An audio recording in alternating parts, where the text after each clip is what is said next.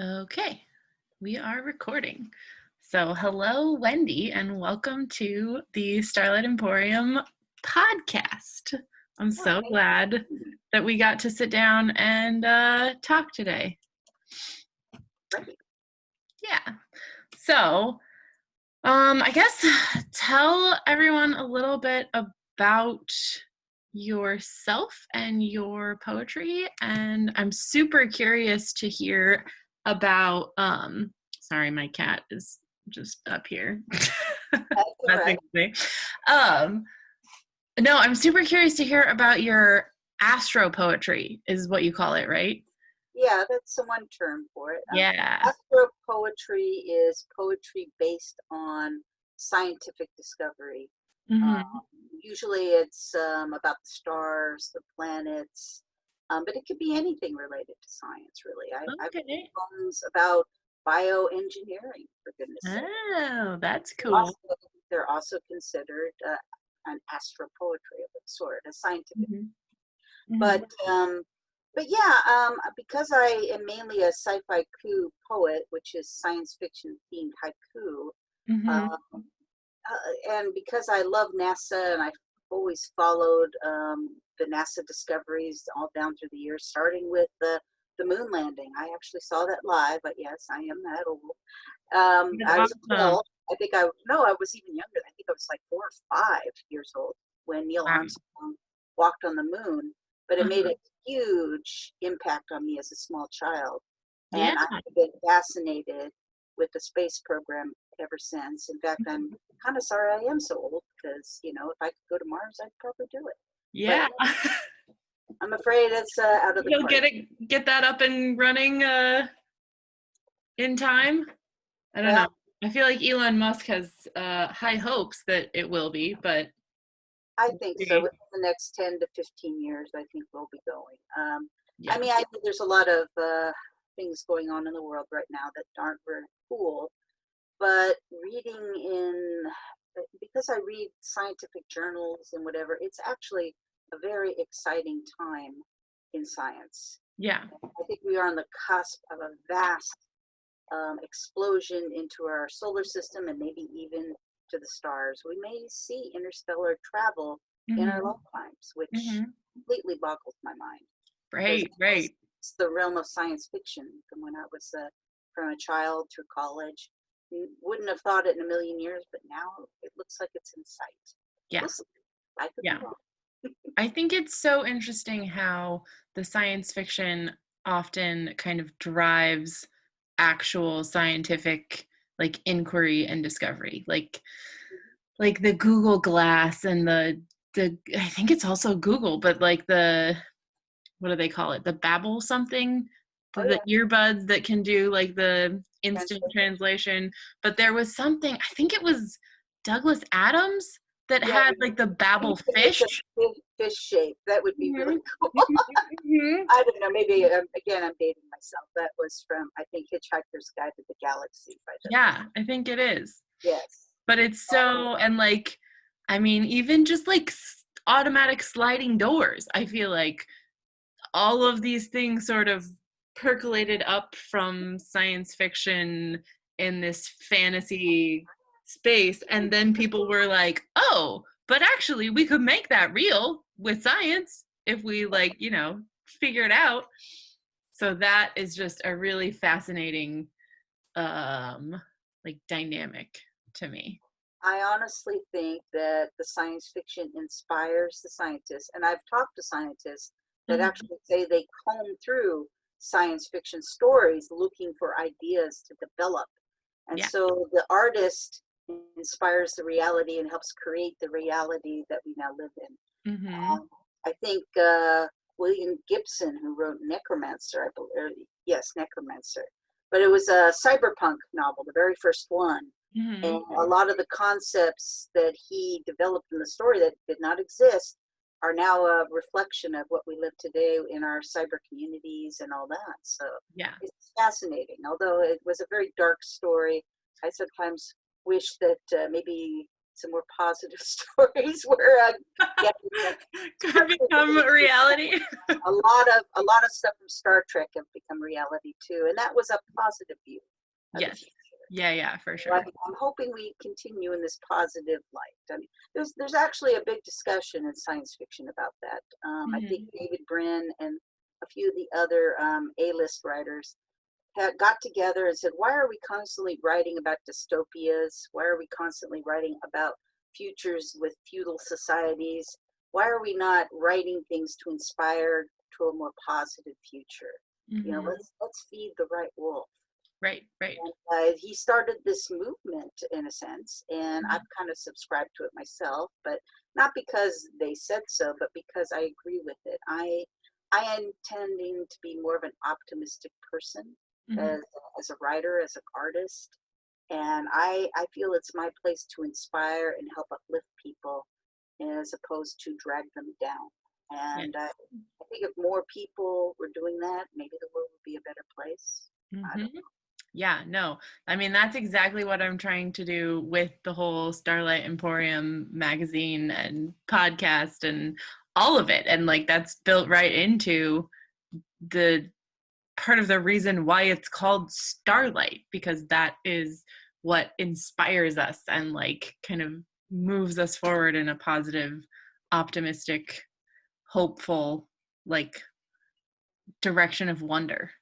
Um, Well, it certainly is a beautiful magazine. When you Thank you. invited me to submit an astropoem at the last minute, and Yes. thankfully I was able to make that deadline. Mhm. Mhm. But I hadn't really seen your magazine, and here I opened it up, this beautiful artwork, and just I was very happy to be a part of it. Yeah. And many of my artist and writer friends were like, "Wow, this is really cool." So I suspect a few of them may be submitting to you. We'll see. Yeah, awesome. I can't wait. Um, yeah, well, that reminds me actually we should tell the story since we have the opportunity here of how your poem wound up in this summer issue. So I had been talking to a friend of mine on the phone about I think it was like because the SpaceX launch wound up happening like right at the same time that all of the George Floyd related protests were starting to kick off. And so I was just talking to my friend on the phone, and we were kind of both remarking that, like, obviously it's good that attention is being brought to this side of society that needs the attention.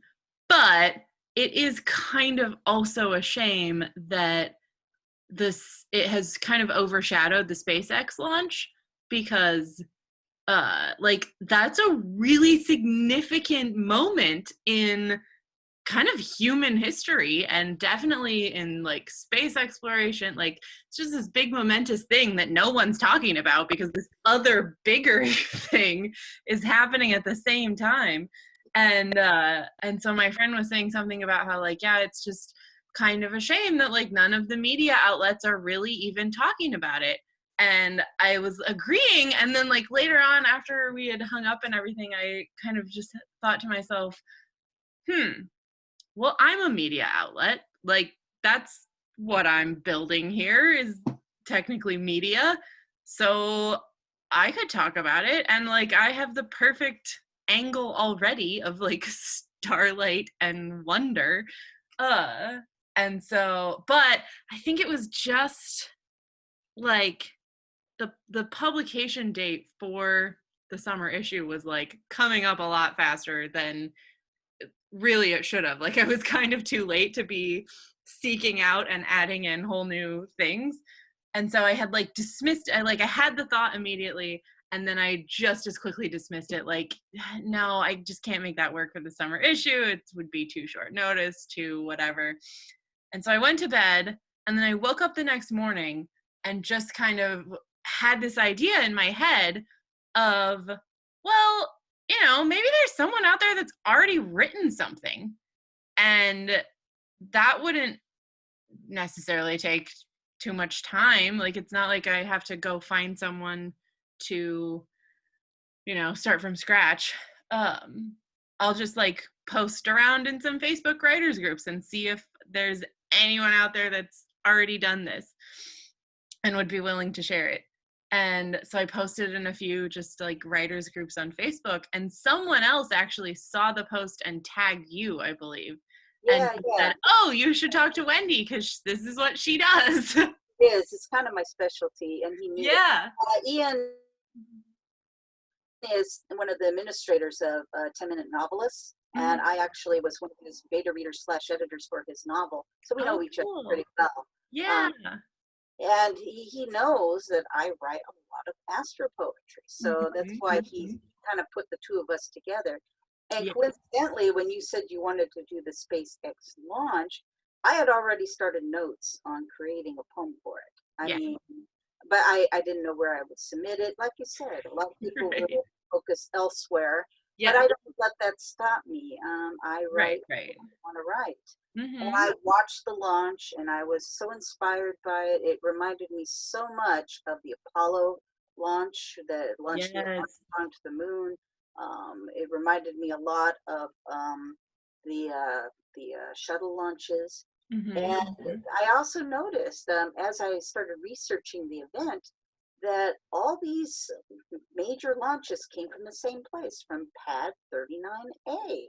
Yeah. And I thought, wow, this is really quite remarkable that all of these momentous occasions that inspired generations, really, Mhm. of Americans all Mhm. came from this one single place. Yeah. So even though I incorporated a lot about the Dragon launch and about how we were doing it during social distancing and all that, Mhm, I mhm. also wanted to capture the past and the grandeur. So I don't know if you noticed in my poem, I write about brave men go to Mars. Yeah. Well, or not to Mars, but to the moon. Yeah. And but at that time, there were only male astronauts. I don't know Mhm. if you realize that, but that was kind of a statement how different that was. Now we have men and women astronauts going up, and we're more diverse in who we Mhm. send out. So Mhm. originally it was just white men or whatever. I Yeah. don't know if it really came across completely in the poem, but that was one of my ideas that Mhm. society has changed, and yet that still sense of grandeur and excitement about going into space is the same. Yeah. So, yeah, it's just fascinating. And, watching the Dragon launch, I was just so inspired because everything was so precise and right down to the money. Mhm. The Mhm. launch went off without a hitch. It was perfect. But at the end, the stage comes back to the sea, and I think it landed on a platform, so it could be used again. Perfect. I mean, Yeah. down to the money. And Yeah. I mean, I was just blown away because this thing is coming down from thousands of miles away. And Right, right. with such precision Yeah. is just remarkable. And it Yeah. gives me hope for the future because honestly, we're going to need to have that kind of precision to travel through space. You blow Yeah. it a tiny little bit, and next thing you know, Right. you're in a different solar system. Yeah, yeah, Especially yeah. we may be traveling. Or with the warp capability that they're starting to postulate that may come into being before we know it. Mhm. Um, Mhm. again, just inhuman precision is going to be needed to run these machines and Yes. get us to where we want to go. Mhm. So I really am very pleased with what I saw with the Dragon launch. I hope we continue. Mhm. And really, I wish Godspeed to Elon Musk. I know he's a controversial figure, Yeah. but I am really happy to see the space program taking off the way Mhm. it has been with his help and with his guidance and with the others. There are other companies coming in to do this too. It's inspiring a lot of independent companies to come into space. There's millions and billions of dollars out there waiting to be claimed. Yep. And if nothing else, we need the metals. We need a lot of the resources out there to help Mhm. us here on Earth. And Mhm. honestly, I think space habitats might be a good way to basically uplift our population to safer places. I don't know. But Yeah. I mean, I read a lot of science fiction. For me, these Mhm. concepts are not new. They've been around as long as I can remember. Right. But the general public, they may seem rather outlandish or far-fetched. But that's what scientists and writers are all about. We're here to create the ideas of Yeah. what could be. and then we let the engineers figure it out. Yeah, And like how to actually do it precisely and make sometimes it these work. ideas do not pan out because we're not the scientists. Mm-hmm. But the story about the prototype warp engine drive that is slowly becoming reality. Mm-hmm. It started with a mathematician who loves Star Trek and looked at the warp engines, and he goes, "Gosh, is that mathematically possible?" Yeah. So he did the math just on a whim on his own time, and Mm-hmm. behold, it was possible through Yeah. regular mathematics. It took more energy than the universe had to do it, but But but it was. theoretically. And now the thing is, the concept is not so much the warp drive, but how to make it with less and less energy, or how to leapfrog. There's Right. another scientist by the name of White Mm-hmm. who has figured out, we can do this, but we only need the energy from the about the size of the mass of Jupiter now, which is still an incredible amount of energy. But Right, going but it's a to lot less the than. universe has trillions and trillions of stars and planets, and Mm-hmm. it's Mm-hmm. humongous down to just that. That's a huge leap in the about ability, and I think we could probably crunch it down a little bit more. And Yeah. once we do, we will have warp drive, and we will be able to start exploring our solar systems, or exploring our galaxy, Mm-hmm. and start creating colonies if that's what we choose to do. Yeah. Um, and I suspect even now, even with present day technology, we could go to the next star. It would take about 20 years, and it had to be a little tiny little gizmo. Mm-hmm. But this was proposed by Stephen Hawking and his group, and they called it Starshot. I wrote a poem about that too, by the way, Oh, and I cool. illustrated it. Um, Ooh. but it's just all these wonderful ideas. So when I say, there's positive things in the future, people Mm-hmm. kind of go, what are you talking about? How can there be anything positive? Right. Hey, with these examples, there's so much hope and so much just excitement for the Yeah. future. And when I talk to other science fiction authors or people in the scientists, many Mm-hmm. of them will agree with me on that. But Yeah. we see the bigger picture, we see the possibilities. And I'm not saying that the social issues are unimportant, they are. Right. And Both I can be true. I totally want diversity. I want everyone to be at the table Mm-hmm. equally Mm-hmm. and without any problems. And that for everyone. Right. But you know, unfortunately, unrest sometimes is needed to Mm-hmm. do all these things. So we'll see how things pan out. Yep. I'm hoping eventually we can find a more peaceful solution Yeah. and go forward from there. But Yeah. that's what art is all about. Just Yeah, up exactly. these possibilities and doing it. Mm-hmm. But And I was gonna say too, I love how in your poem that you did for the Emporium, you did kind of weave together starting from Apollo and the moon all the way up to this more recent SpaceX launch. And yeah, like not only like obviously you include it and so it's a linear thing, but I really liked the format that you used and how it kind of like had like it literally kind of wove in and out of each other, and that was a really really cool it's a technique. bastardized version of a mandrible, which was Okay. developed by Chaucer. Oh, cool. It's basically each stanza has a repetitive motion of I think the first two gets repeated in a certain pattern, which Mm-hmm. reinforces the idea.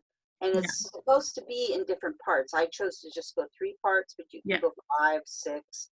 Mm-hmm. Um, and it's a form I haven't really used before, but it kind of called to me for this particular project. Yeah. Normal mandrels, they're rhyming, but in this day and age, people don't rhyme as much. And if you Right. rhyme, they kind of, they think it's a little dated. So I Yeah. decided not to rhyme on Mm-hmm. purpose. So Mm-hmm. I don't even label it as a mandricle because of that reason. I just call it free verse. Yeah. But essentially, it is. Mandrible inspired. A little bit, and of course, Chaucer was around hundreds of years ago, so a little more of the past into the Mm-hmm. future. Yeah, yeah, yeah. Taking the past and moving it in a new direction a little bit. Yep, I like it. I like it. So tell me a little more about like how you got involved in, I guess, just the writing in general, but also specifically the astro poetry. Was it just kind of like watching the moon landing as a little kid that it's kind of always been with you, or was there anything Well, like I was momentous? writing from a small child, and I actually wrote my first book when I was 4 or 5 years old. Oh, It's only wow. about 125 pages, all in child scrawl on paper, But and still. it was all about mermaids. So it was like Yep. a fantasy kind of thing. But I do remember the moonshot as being the start of my interest in science. I mean, I was just a little kid Mhm. playing on the street. My father called me and he goes, "You have to see this. You have to see this. This is important." Yeah. And I went in and I watched it on our little tiny, back then, I think it was still black and white back then. But I watched it and I was just, it's like my jaw dropped. I was just so amazed by what I saw. Yeah. Uh, just a brand new world and exploring new places. And it Mhm. just really lit up my imagination. Yeah. And so from that moment on, I started following NASA, and I would do like little clippings out of the newspaper. We had paper newspapers back then too, and I Mhm. would make little clippings and put them in like a little scrap area, and I'd save them. And in fact, some of my current astro poetry and sci-fi coup that I write, I've actually taken snippets out of those old scraps that I took. You know, they were all yellowed and whatever. I took them out and I little phrases would kind of catch my eye and I would use some Yeah. of those things too. That's So it awesome. got used eventually. Uh-huh. I really started out as a writer. I wrote that novel when I was 4 or 5 years old. I did another one when I was 16. Mhm. And I actually sent that one into Ace Publishing, but being a silly teenager, I didn't make a copy of my manuscript. And it was only on that one piece of Oh, paper. no. Sent it to Ace, and I didn't even, I never got it back. 16, you know. Oh So my finally, god. after 8 or 9 months, it finally sunk in. I don't have a copy of the book I've been working on for 3 years. And so finally, I sent a letter to Ace, please, please, please, I want my manuscript Yeah, back. can you get that You know, back? I'm sorry, I want it published, but really, I have no copy. Right, And sent right. it back immediately, boom, stamped with a rejection. So, but at least I got it back. You And got it back, yeah. hey, it's sitting in my file cabinet, where nobody will ever see it because Yep, it's, yep. yeah, another fantasy with the dwarves and elves and all that, kind of a very Tolkien-esque kind of thing. Yeah. And then was writing a little bit in college, and I joined a creative writing group, and we Mhm. put on a college magazine called The Dimensional Passport, and I would Ooh, write short stories for that. And that so some sounds of very cool. my first stories that were ever published were in this small magazine called The Dimensional Passport, of which I have no copies and I'm sure don't exist anymore. Right, But right. um, but it was What a really, cool name, though.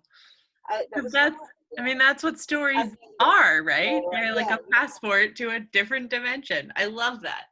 I may have to use that name again one day. But anyway, um, at that point though, I got bit by the filmmaking bug. Oh, okay. Uh, I was 12. I saw Star Wars at the Mhm. drive-in theater with my parents, and Mhm. I was completely blown away. Not so much by the story, although the story did intrigue me, but Yeah. by the new editing style that George Lucas developed. It was Mhm. faster, it was more energetic, it was something like nobody had ever seen.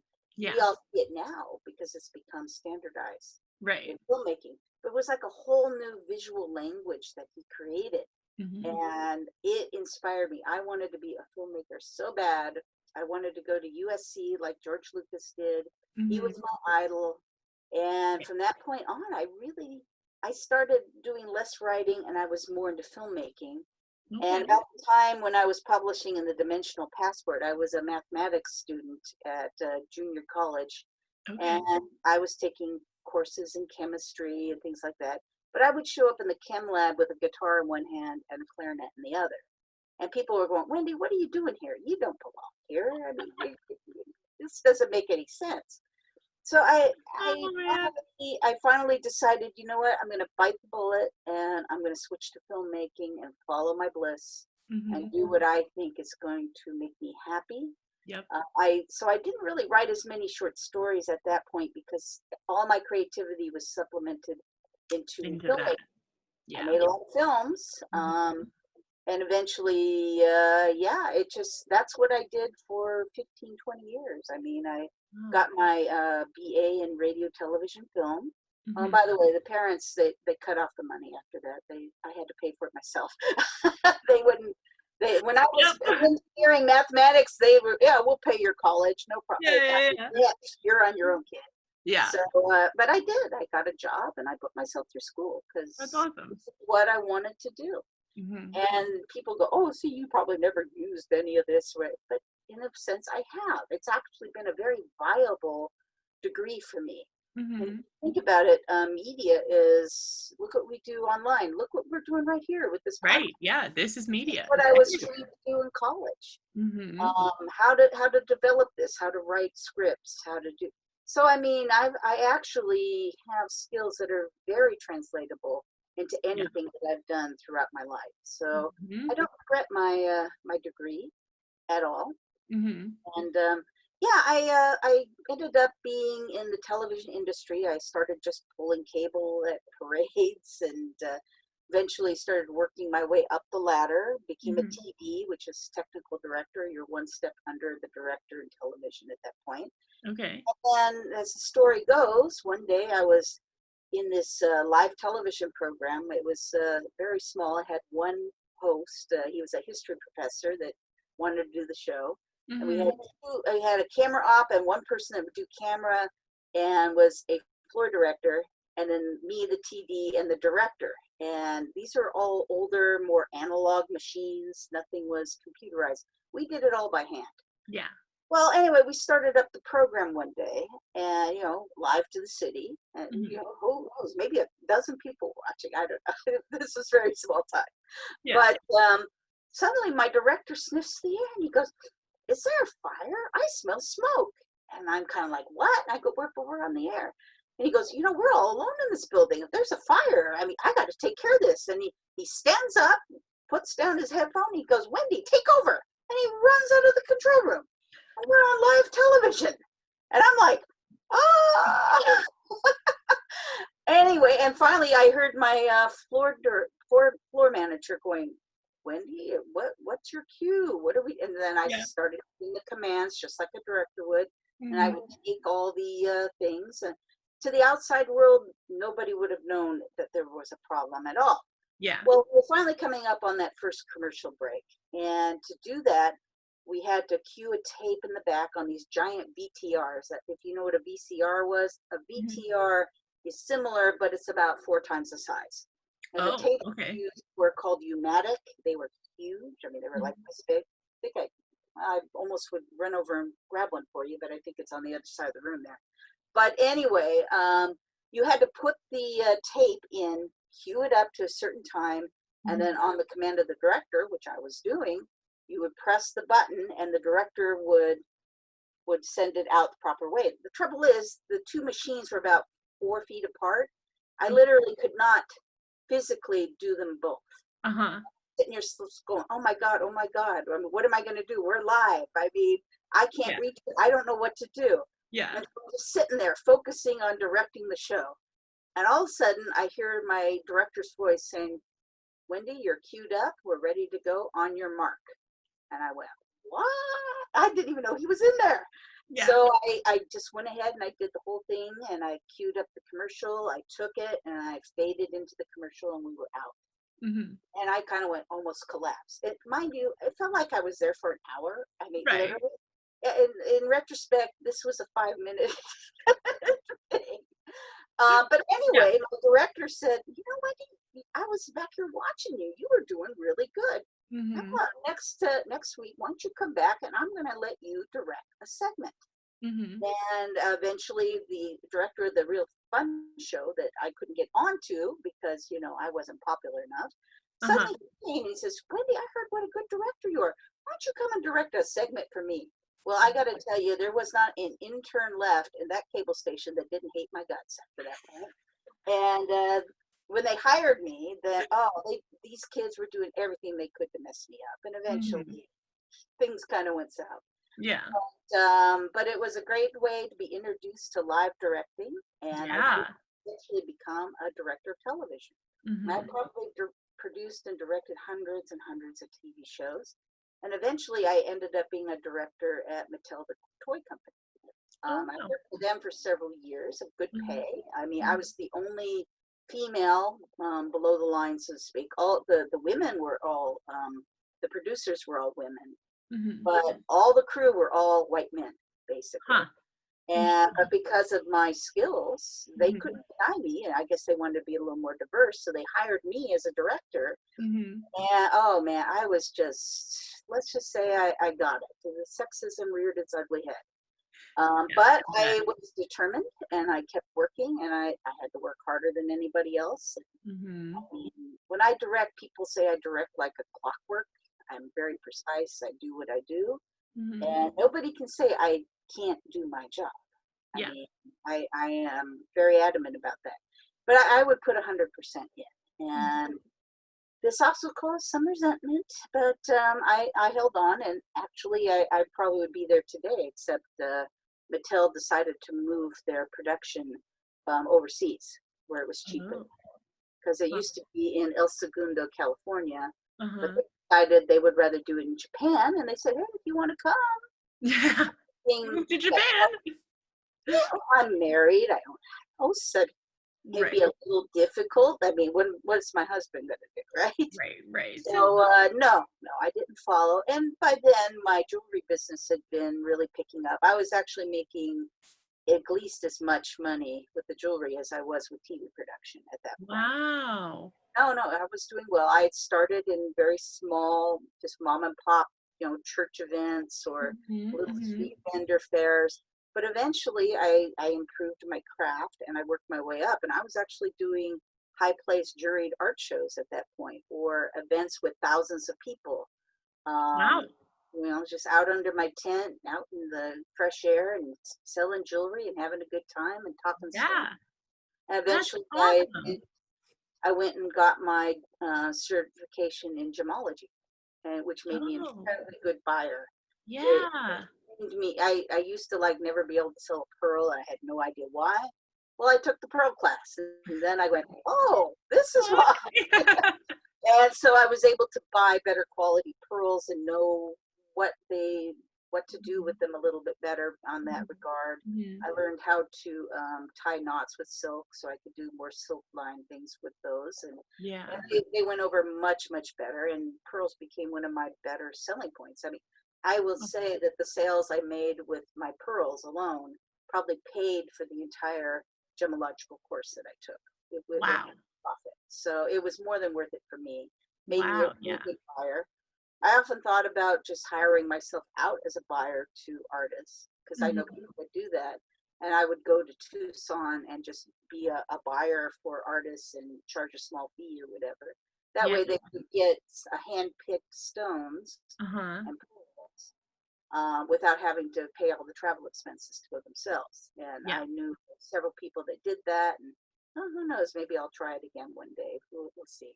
I Yeah. do enjoy my stones. I Mhm. still am into the rocks and the crystals and all that kind of thing.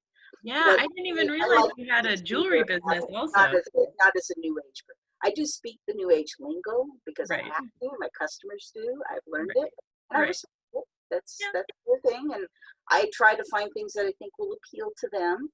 Mhm. And I do know that, believe it or not, some of the new age people will pick up my rocks and claim that they have higher energy than other vendors do. Well, Yeah. I followed what they do. I don't know what it is. I don't understand it, but respect it, and Mhm. it worked. Mhm. And Yeah. I credit that to some of my sales as well. Yeah. Oh, totally.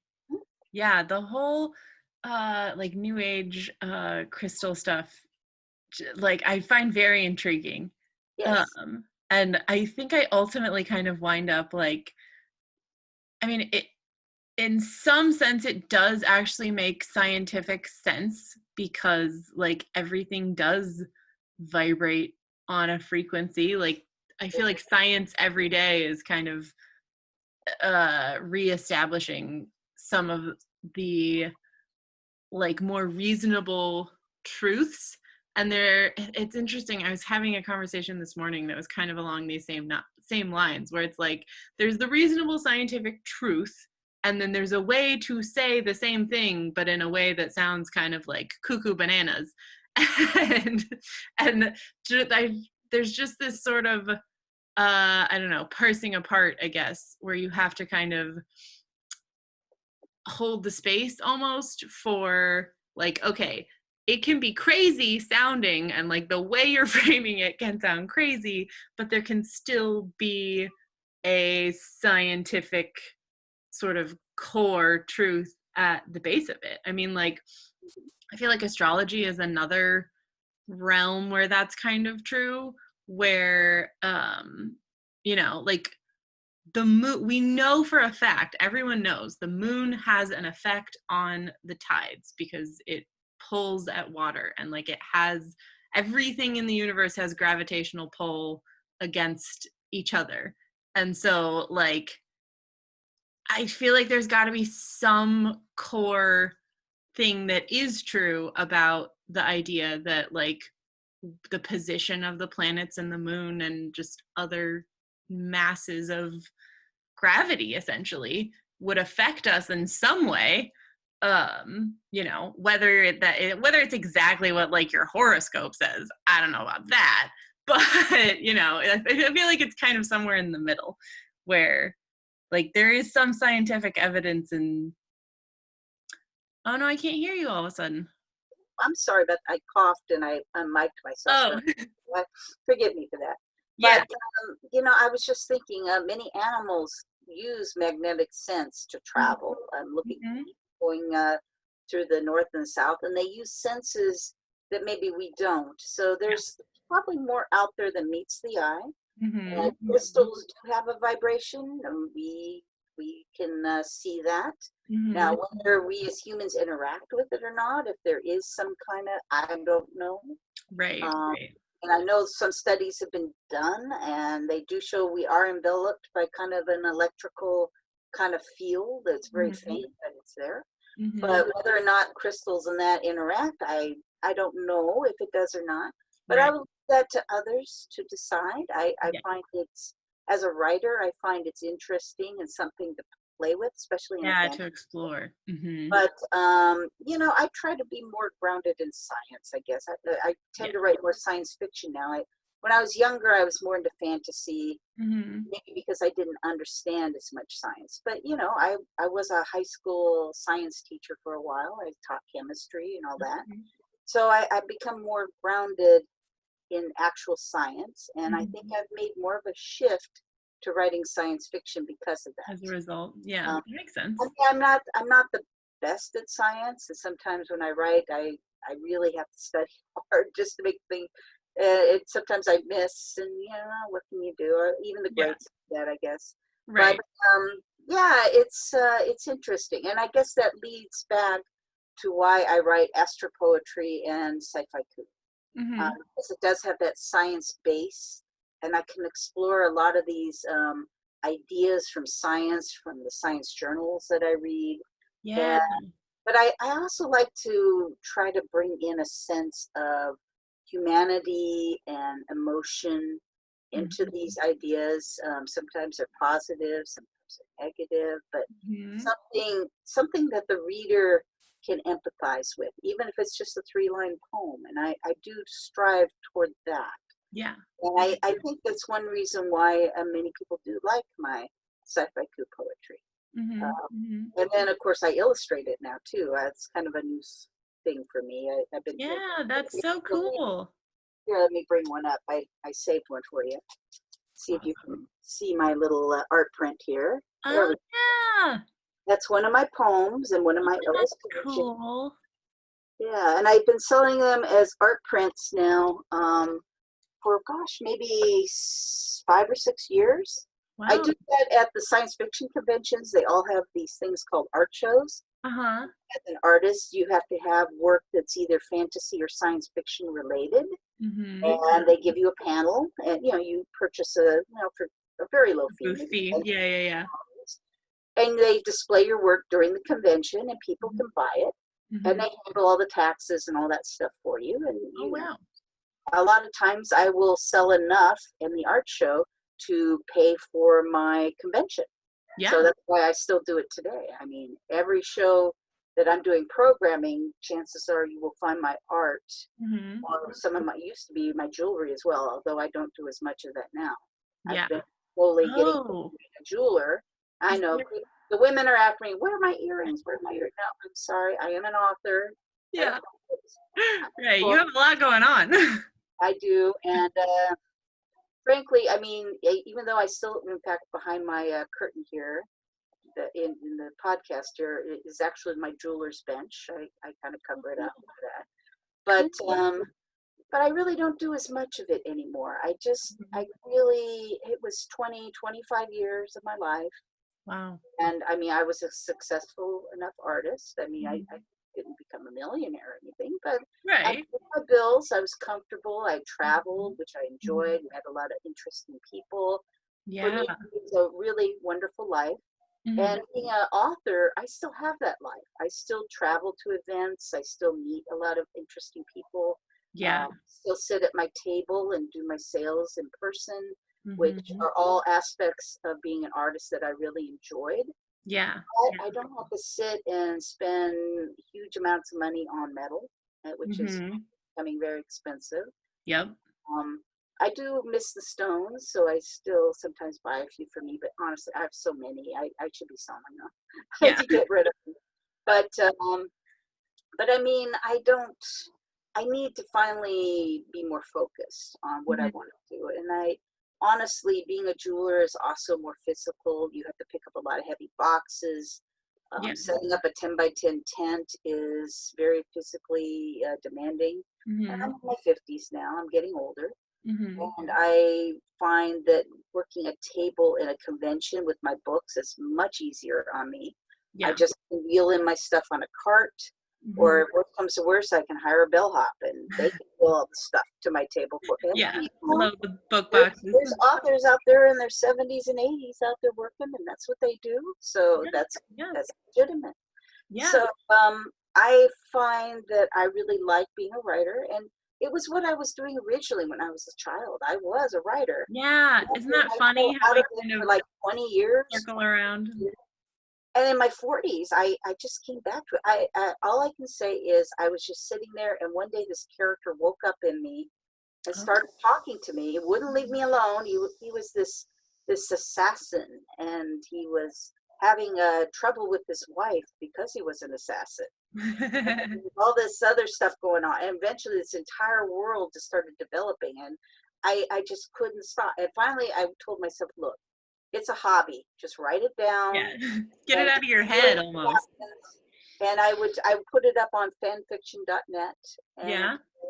people liked it, and I went, Mhm. huh? And eventually I took it down because I Yeah. don't want to leave it there. And it's changed so much. It's not a The same thing anymore. fan fiction. It's really my original now. Yeah. Um, but yeah, and then I went, people really liking my steampunk thing. Mhm. Maybe I should write some short stories and just see if I could Yeah. publish something. So Yeah. I wrote a couple things, and every one of them published. Boom, no problem. And I went, Wow. wow. And so I started doing the poetry too. I started with the poetry because I took a workshop just Mhm. out of the blue. It was just something I did on a whim. Mhm. And while I was in the workshop, I was asked to stand up and read my first sci-fi coup in the class. Mhm. And afterwards, this woman leaned over to me and says, "Boy, I really liked your poem. I want to put it in my magazine. I'll pay you." Wow. That I was a poet, man. I Yeah. That just like that. Yeah, 1 minute later, boom, I had a buck. Mhm. So Yeah. yeah, Awesome. and I just basically the sci-fi coup was the only poetry I wrote because I wasn't trained as a poet. I didn't really read a lot of poetry. I did do a poetry television show years ago, well, for poetry readings, because I Mhm. viewed it as just another form of talent that I could display. And I did Mhm. a musician show for 5 or 6 years, and I Yeah. thought poets might work it. They were too different. I couldn't work with them. I swore up and down, I would never work with a poet again. That, strike me down if I ever work with a poet again. Oh, that's funny. Right? Mhm. So yeah, my husband and I still laugh about that. It's so funny. Yeah. But it was a gradual thing, poetry. And I mean, I would just put it on my blog, and because I like to sketch zentados to relax, and it's Mhm. again just a hobby. So Mhm. I thought, why don't I just do my little poems and be a cute little blog post on my blog, No Wasted Ink, Mhm. since I do a lot of writing craft kind of things there. Yeah. So I would just put them up I think I do one a month now. Mhm. And people like them. And one day, somebody I know who does magazines, and she wanted me to submit. And she says, I need illustrations. I go, well, they're not really very good, but would you like to use my poetry Yeah. illustration? And she went, oh my God, she loved them. And I Yeah. think she's been publishing them now for 5 or 6 years, every year, Wow. they're annual.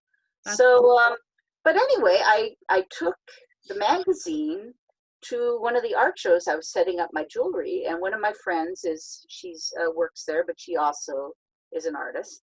And I said, oh, Katie, look at my things that were published in this magazine. And Mhm. she looked at me and goes, wow, those are really nice. She goes, why aren't they on your table? I went, huh? She goes, yeah, just print a couple of them out, put out 2 or 3, see how they do. Yeah. Okay, so next year, I I researched how to do limited edition prints, and Mhm. well, actually, I did it years ago with a different artwork, so I knew how. So Mhm. I just replicated my usual process, and I put out like 3 or 4 examples. They sold. Yeah. And so for a few years, I think for 2 or 3 years, I would do a jewelry table with my art in the back. Mhm. And as of, I think, was it 2 or was it 3 years ago, I started actually getting a table and a panel. So I would Okay. put the artwork complete. I'd have a full, because I have more than enough now. I would put up a full panel of Mhm. my art, and then I would put out a full thing of my usual Jewelry. jewelry, my Mhm. Celtic and science fiction themed jewelry, Yeah. on a table in the art shows. Mhm. And then I would, and then at this point too, I'm also doing programming where I speak in panels about science fiction, about writing, about publishing. Yeah. I'm a real advocate for indie publishing, Yes. as I like to speak about it whenever I can. Mhm. I give workshops. Occasionally teach how to write sci-fi poems. I do Mhm. a really popular workshop on author platform. I have a very extensive platform, and it definitely gets me some sales. Yeah. Could be bigger, but there's only Yeah. so much time in the day. But I help new authors and poets figure out how to get started with a platform, because it's a very complex and daunting process. Right. It can be, you can really easily get overwhelmed by Oh just yeah. all of the information and different possible avenues that are out there. I have a method that I developed myself, what I use now, Mhm. and I talk about it. I've written many articles about it too that have been published in places like Writing Cooperative, but also on my blog for free. Yeah. Um, and yeah, so I do that. So now I'm doing programming. I oftentimes will run a table for authors, sometimes for poets. Mhm. Sometimes I organize group readings for us. I just did one for the Science Fiction and Fantasy Poetry Association, where we had a group reading for our members, and I was the coordinator for that Yeah. at NASFIC, one of the larger science fiction conventions. Um, but yeah, I've been doing this kind of stuff for years. I enjoy it. Because of my background as a working artist, I Mhm. know how to sell things, and a lot of the other authors and poets do not. Don't. Yeah. Uh, they just, some people just find that they feel that it's something that they just can't do. They don't want to do it. I mean, I personally enjoy it. I like the interactions with people. I mean, even though I'm somewhat of an introvert, believe it or Mhm. not, I have learned to come out of myself via sales, and I Yeah. enjoy it. But I enjoy it on my own terms. I would not That's be important. happy in Salesforce. Those people drive me nuts. But when I'm at my own table with my own products, where I control what goes on, Mhm. I enjoy it. I look at it as an opportunity to meet my readers, meet my jewelry customers, and get their feedback. Yeah. We wonderful conversations at my table. And a lot of them will follow up and give me a nice review on Amazon Mhm, afterwards too. mhm. I do ask for it. As a indie author, we live and die by our reviews. Right? And I always make sure, as a good Mhm. salesperson, please review my book. Yep. So I've been able to get some reviews that way. But yeah, it's been wonderful. I enjoy being an author so much, and Yeah, I enjoy poetry. I've been doing more poetry lately than than anything. writing, but I promise I will get the sequels out. I promise. And I've been just enjoying it. And of course, now I'm a podcaster as well. I've been a semi-regular panelist on the Sci-Fi Roundtable podcast, where we talk about sci-fi concepts and stories and all kinds of things of that nature. I've done about, oh gosh, I think 13 episodes so far. Mhm. But only one that I've recorded has actually been published yet. They're still in the pipeline. Yeah, yeah. Eventually they'll get out there. We laugh. We're going, are we recording another one? Will this one be in 2022 or what? Right, right. Because they, I That's guess when funny. the pandemic hit, the producers of the podcast went, you know what? We're all at home. We can corral everyone together. Let's get some episodes done. Yeah, So, might as well. and I was eligible to be a part of the podcast because of Mhm, some connections that I have. mhm. And they said, why don't you, if you want to come in, come on in. And I guess when they realized that I can talk pretty well on subjects, I was definitely encouraged to continue. Yeah, that's So awesome. yeah, it's been a great experience. I'm growing to like podcasting. I don't shy away from it. And with Yeah, the Zoom technology is just, it makes it very easy now. yes. And it's just amazing how easily anyone can put something up. So Mhm. it's not as difficult as it used to be. So I'm embracing it and coming out. Old as I am, I guess I can still be out here and do this.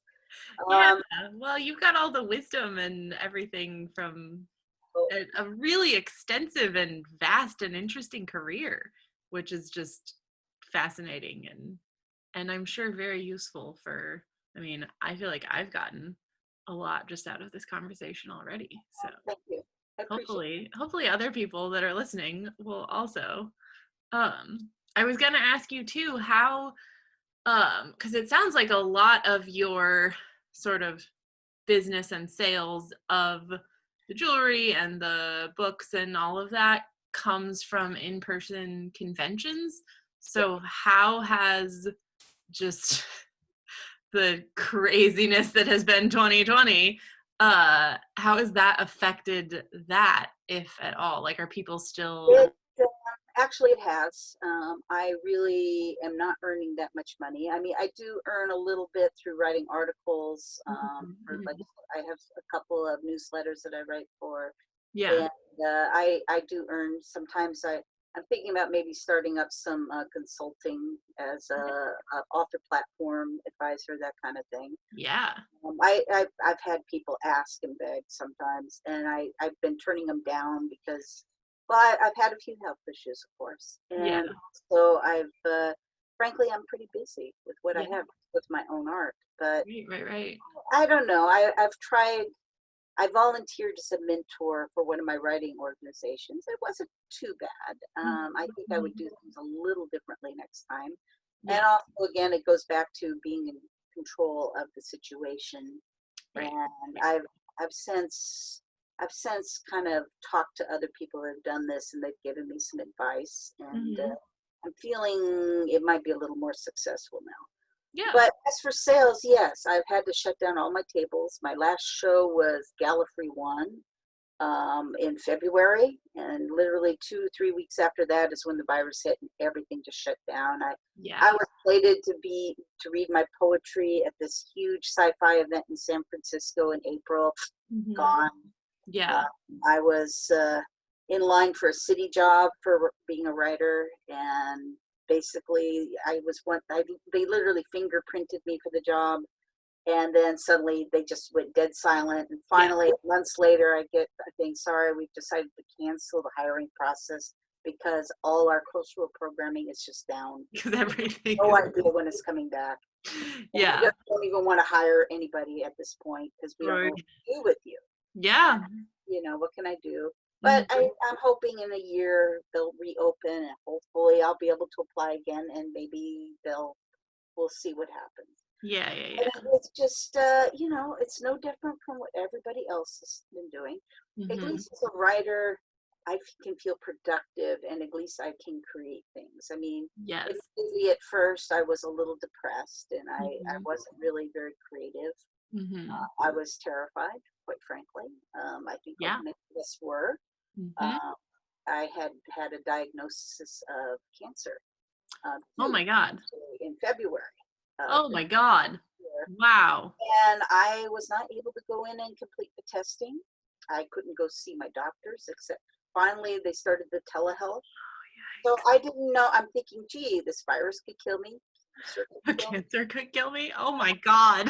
It was like the angel of death was hovering around me. Everywhere. Oh I wow. was afraid to go to the grocery store. I mean, and very, Yeah. and plus, then they were telling me, oh, only people with underlying conditions like cancer will die. And I'm like, oh, great. Right. And you're like, oh good. Yeah, and I mean, I'm not exactly skinny. I'm kind of Yeah. overweight, and I was terrified. I bet. Finally, in June, the I guess they managed to flatten the curve in Mhm. probably April, May, Mhm. and the doctors are saying, we're starting to be able to open up our surgical centers. We need to Yeah. start taking care of this. Yeah. So I went, even though they were saying that in May, I actually put off the first of the surgeries until at least the end of June Mhm. to give me some space. Mhm. The doctor insisted that I take a COVID test even before I stepped foot in his office. I Yeah. did no more than a week before, which I did, and I was clean. I didn't have it. Yeah. So I went in and I got the first the colon thing done, Mhm. and they did discover precancer tumor, Yeah. and it moved it, but the doctor said it was caught in time. That's So good. odd. Very Uh, good. I do have to get a checkup at the end of the year, but the Yeah. doctor seems to think I'm going to be okay, at least for that. Good. And Good. then I had to do the other one, which took what they call a DNC. It was a uterine problem. Okay. They discovered a fist-sized tumor in me that Oh didn't my show up God. on it didn't show up on ultrasound. Wow. And the doctor told me flat, he goes, the moment I saw that in surgery, I went, oh, this girl has cancer. And he figured I'd be on my way to chemotherapy and the whole 9 yards. Uh-huh. But they biopsied it, and it turns out it was benign. Wow. So I have basically dodged a pretty damn big bullet. And Yeah. I'm very grateful. Wow. The funny thing is, and all this just took place just this last month, I'm still kind of recovering just from the good news. Oh my God. Yeah. What a I haven't twist really and been able, turn story there. yeah, it's been a roller coaster, and Yeah. I haven't really felt like writing much. I think your poem is the last really big project that I did. And Yeah. after that, I just went into cancer mode. And Yeah. Oh my God. now that I have good news, and I realize, maybe I will see 80 after all, maybe. Yeah. I've just been so, I just feel like a wet noodle. Yeah. I I need, and bet. I finally have given myself permission to just take a short break. Mhm. I'm gonna Mhm. just maybe work on plotting, not Yeah. writing. Yeah. And I do have a lot of readings to attend. There's a lot of the conventions that I would normally attend in person have Mhm. gone virtual, and Yeah. you can still do programming. So I am doing readings. I got my first solo reading at a big convention just a few weeks ago, which was really quite nice, and it was Cool. well attended. So wow, Yeah. I was very Well, surprised. I mean, I well, all the no, people normally going to the conventions don't have them to go to, just the same as the people normally selling at the conventions it's don't have actually them to go been to. it's been fun with the use of Discord and Zoom. Mhm. You can zoom into the panels, and then on Discord you can chat, and Yeah. they actually have video chat in there, so you can video chat with your Ooh. friends. Uh-huh. Been really, I've actually been having a good time. And as an artist, I have put my work in their online art shows just to see if I could get some sales that way. And meanwhile, I have started an Etsy store Mhm. for my poetry art prints. Okay.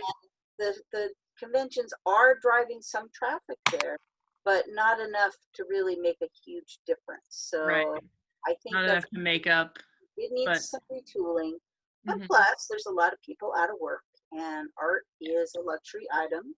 Yeah. And I'm sorry, but food on and rent come first, and I understand that as well as Yep. anyone else. Yep. So I just keep putting it up there. I mean, being on Etsy is not costing me a whole lot Right. to put my items up. And I will Mhm. still continue to put more of my artwork. I have plenty of content that I can do this. Yeah. It's just a matter of being able to afford to pay for the prints, and I Right. need to do that in basically cycles. I just need Yeah. to print a few, and then I can add as time goes on, so that Mhm. it doesn't become a burden to me. Because unfortunately, I'm not earning as much as I normally would either. Right. But we do the best we can. Thankfully, Mhm. I have a husband who can handle most of the rent as long as you know Yeah. I His don't have job money. wasn't too affected. I don't have money for the extras that I normally would, and I Right. just tighten my belt too. Yep. But we have a roof over our head. We have enough food to eat. We're Mhm. thankfully his job was able to be moved home successfully, and he's doing Yeah. fine.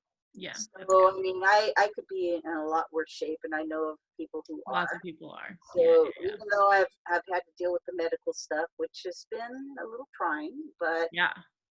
thank goodness I do have medical insurance, and Mhm. that I have somebody who's there to stand by me and help take care of me when Yeah. I need it. And I'm very grateful. I Yeah. mean, you can't ask for more. Mhm. Mhm. So, but yeah, I haven't really been talking about my brush with the cancer, although I certainly didn't go through as much as some people might. Yeah. But I'm feeling more Oh. comfortable talking about it now that it's over and concluded. So Mhm. I'm kind of just letting it out there. So Yeah. those of you who are going, Wendy, why haven't you finished that book? That's the reason. It's a pretty good reason. Yes. You've been very busy dealing with Yes.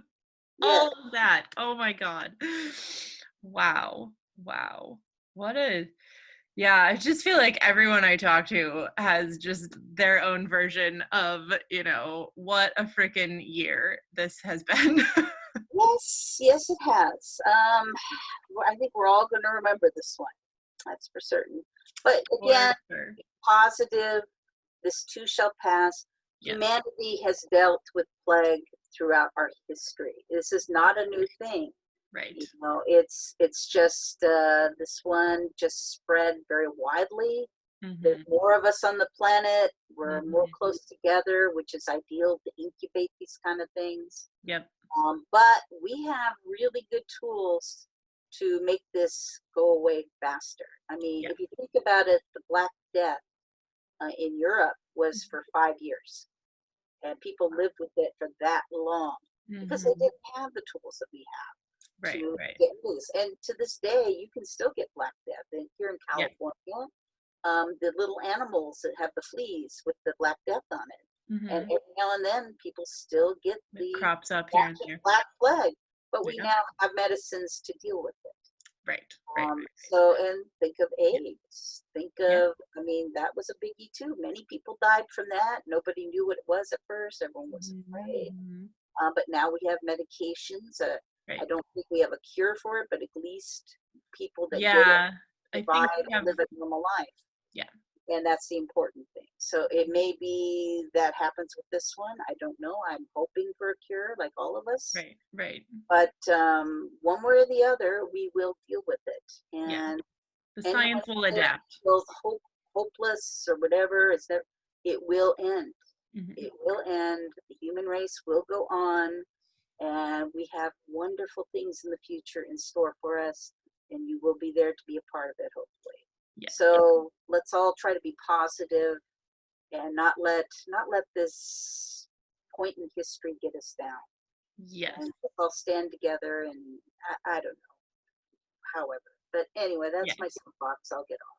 Yeah, no, I love that. They're uh I love, it's sort of like the weird upside or silver lining maybe of tragedy, which like it's true honestly, even if it's just a single tragedy, you know, like one person has some sort of tragic death, and I feel like it's happening kind of on a global scale right now, but Yes. it's true in both senses where like there is a kind of weird positive side of it because the people come together, and I think it's kind of like a reminder that we are each other's light, and Yes. that, you know, not that you look for tragedy necessarily, but when it's there, The there's Zoom also, the Zoom experience has been a real positive one. I mean, yeah, I'm not going back to the old ways. I really like Zoom. I like yeah, being yeah, able to get readings everywhere in the country for no additional expense. right, I exactly. like being Sometimes able with your PJs on.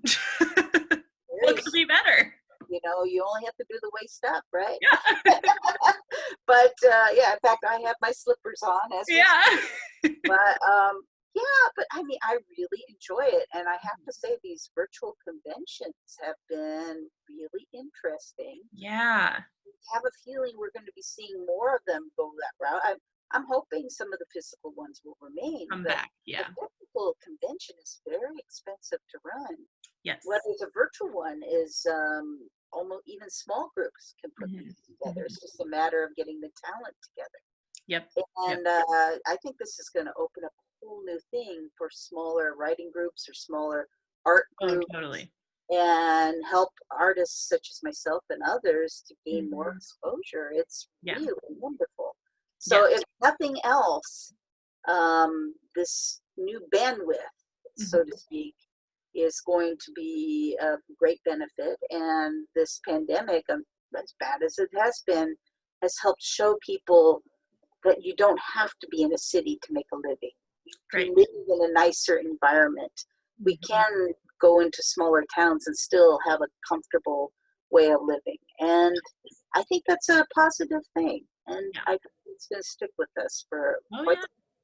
some Yeah. Well, and we can also go into the smaller towns and have that sort of more, I don't know, connection to nature and to this like smaller town community vibe, while also still being able to connect with whoever in the world we need to connect with in order to, uh, you know, like have those artistic and creative collaborations and get the exposure and get the business that we need. I Uh, agree. I still think there's nothing wrong with travel. I look forward to yeah. doing it again. That's being an artist. That is one of the benefits of my profession is that I Is do. traveling. And I mean, people go, "Oh, what do you mean you have to go to this other state for this thing? Isn't that a hardship?" Yeah. No, No, that's I love it. one Yeah. of the perks. Hmm. So I look forward to doing that again. Yeah. Uh, but on the same token, having access. I mean, I've talked to a group of poets that were saying, "Hey, Wendy, we're all getting together to do a reading in France. You want to join us?" I'm going, "Whoa!" Ah. That was for me. That was kind of because I usually stay in the United States. Yeah. Yeah. I might have to do that sometime too. It might be fun. Some of my work has published in European magazines, Oh, but I've cool. never actually gone there to And do. there to do. Yeah, Yeah, yeah, I yeah. guess with the virtual stuff, as long as I'm willing to get up in the middle of the night or something, I Yeah. could do it. I Yeah. could. And well, and depending on when exactly it is, because they're ahead of us. Yes. So like I've had um quite a lot of kind of just connection and contact with people in the UK especially. Oh, And the guy that referred me to your magazine, he is lives in the he, UK. He's a yeah, okay. he, he So actually comes out here though because he's a plane spotter by hobby. So he loves to come to LAX to watch the airplanes. So anyway, never mind. that's so fun. Um, but yeah, so it's always funny because they're like 5 or I think 6 in some places hours ahead, and so it's that it always winds up being earlier in the day for me. So like they're, you know, winding down at the end of the day, and I'm like still sipping my coffee and you know just getting ready. Yeah, fine So, for me here on the West Coast.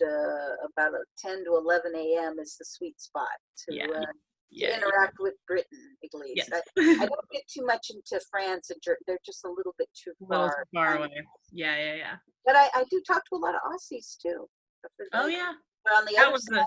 that's a They're, wild one because I yeah, can never seem to make the math let's see. I work. think you're more back east than I am, though, so that might be why. Yeah, Yeah, yeah. But it is thank goodness for world clock technology that I can just plug in. yeah, it When helps. they say 10 a.m., what day and time is that for me? Very true. Very Yep. true. Yep. Okay. Alrighty. Well, we've been going for I think a little over an hour now. Oops. Well, hopefully somebody will stick around to the end of this thing. Yes, I hope so. That's my idea. I mean, the podcasts that I like to listen to most often are the longer form, like just kind of chatting and hanging around for a while. So I know that there are people out there that like that format. I mean, that's like Joe Rogan's the biggest podcast in, I don't know, the world maybe. And he goes for like 3 hours a lot of the time. Oh, wow. Wow. Yeah. Um, Well, I guess yeah. I could do my final sign off link thing or. Yeah, yeah. Why don't you tell everyone where they can find you and read more of your books and your poetry and all of that? Well, if you didn't catch my name before, I'm Wendy Van Camp. I'm an author, I'm a poet, and I'm an illustrator. My books can be found on Amazon or in basically any online outlet that you can access. Mm-hmm.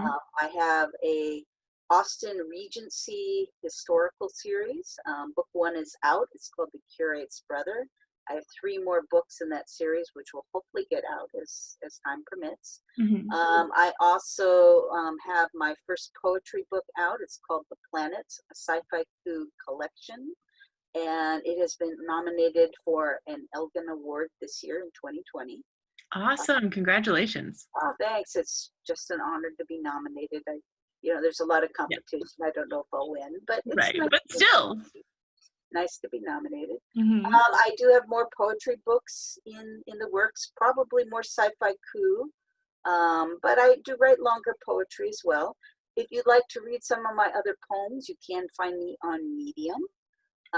Just look up my name there, and I have short stories. I have articles about the craft of writing in Writing Cooperative, uh, Mm-hmm. and of course, a lot of my poetry all gets put there as well. Yeah. Um, let's see, I'm sorry, Curious Fictions. I've just started up an account there, and Okay. I'm mainly going to put poems and short stories like flash fiction there. So you Mm-hmm. can read some of my work there as well. And then, of course, there's my blog, No Wasted Ink, and Yeah. that's nowastedink.com. Mm-hmm. And it's a science fiction fantasy writers blog. Mm-hmm. So I interview up and coming science fiction and fantasy authors. I have guest posts. I have articles about the craft of writing. I do Mm-hmm. like a top 10 of writers' articles, which are people tell me they're really unique Yeah. and interesting. Mm-hmm. I don't just, throughout this, I actually handpick each and every one of them. Yeah. And of course, you can see my sci-fi coup poetry illustrations. So Yeah. if you're interested in them, I do have them on an Etsy shop just in the last month or two. Mm-hmm. Please look for me there. It's the No Wasted Ink print shop, basically, on On Etsy. Etsy. Cool. And but you can just see the prints on my blog for free if you want. And then if Mm-hmm. you like them, you can always get a limited edition art print that's autographed by me if you'd like.